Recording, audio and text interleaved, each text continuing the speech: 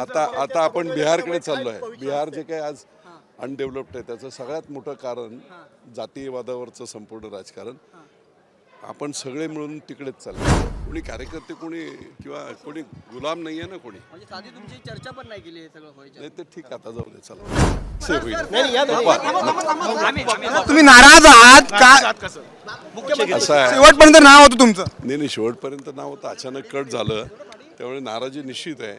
आणि त्याच्या पाठीमागची जी कारण मीमांसा मी थोडीशी जी पाहिली ती अशी दिसते की आता महाराष्ट्रामध्ये जे कर्तृत्व काम याच्यावर जे काही चालायचं त्याच्याऐवजी आता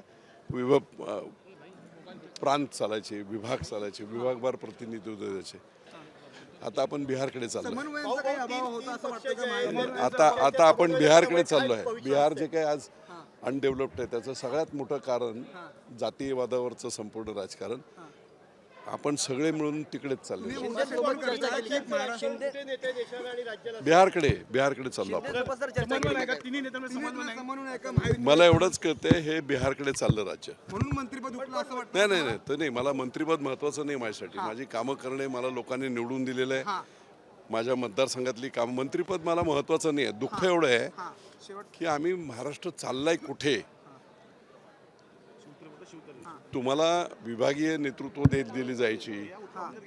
पश्चिम महाराष्ट्र, उत्तर महाराष्ट्र, विदर्भ, मराठवाडा आणि तिथून लोकांच्या कामासाठी उपयुक्त अशी माणसं त्यांच्या हातात सत्ता देत महाराष्ट्र आम्ही इतका पुढे नेला होता.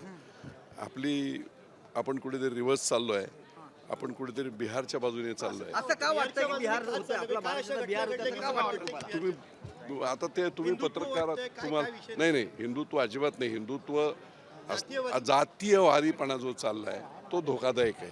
अगदी शेवटपर्यंत नाव होतं पण ऐन वेळेस मला माझं नाव कट झाल्याबद्दल अजिबात दुःख नाही. परंतु ज्या पद्धतीने ते घडत जाते म्हणजे विश्वासात घेऊन लोकांना काम करायला पाहिजे. ते न झाल्यामुळे नाराजी 100%. काय